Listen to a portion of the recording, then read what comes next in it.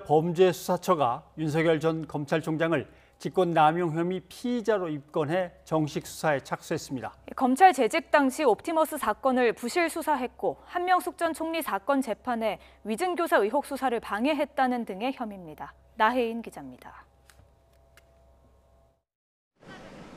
고위공직자범죄수사처가 윤석열 전 검찰총장을 직권남용 권리행사방해 혐의 피의자로 입건했습니다.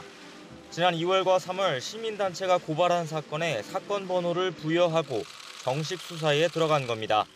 당시 시민단체는 윤 전 총장이 검찰 재직 시절 옵티머스 펀드 사기 사건과 한명숙 전 총리 재판 위증 의혹 사건을 위법하게 덮었다고 주장하며 공수처에 고발장을 냈습니다.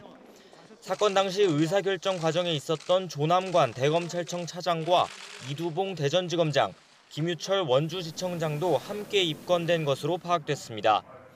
윤 전 총장은 옵티머스 펀드 사기 사건이 처음 불거진 재작년 서울중앙지검장으로서 사건을 무혐의로 처분해 피해를 키웠다는 이유로 추미애 전 법무부 장관의 감찰 지시를 받았습니다. 앞서 국회 국정감사에선 자신에게 올라온 보고 자체가 없다며 의혹을 일축했습니다. 이 사건에 대해서 전혀 관심을 기울이지 않았습니까? 아니 이거는 사건 자체가 부장전결 사건입니다. 아예 보고가 올라오진 않습니다. 한 전 총리 사건 감찰 방해 의혹은 지난해 법무부의 징계 청구 사유까지 포함됐지만 징계위원회에선 무혐의로 결론 났습니다. 윤 전 총장 측은 이를 근거로 공수처 입건은 가타부타할 필요도 없는 사안이라며 전할 공식 입장도 없다고 밝혔습니다. 윤 전 총장은 지난해 판사 불법 사찰을 지시하고 채널A 사건 수사를 방해했다는 이유 등으로 받은 정직 2개월 처분도 취소해달라는 행정소송을 이어가고 있습니다.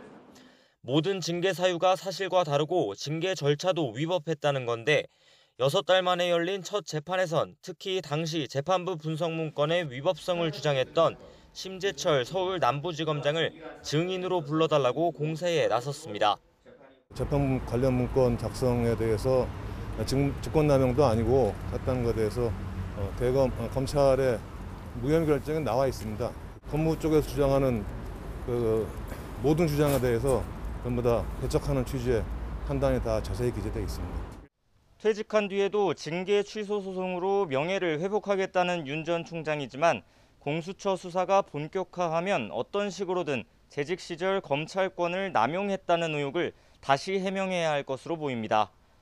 YTN 나혜인입니다.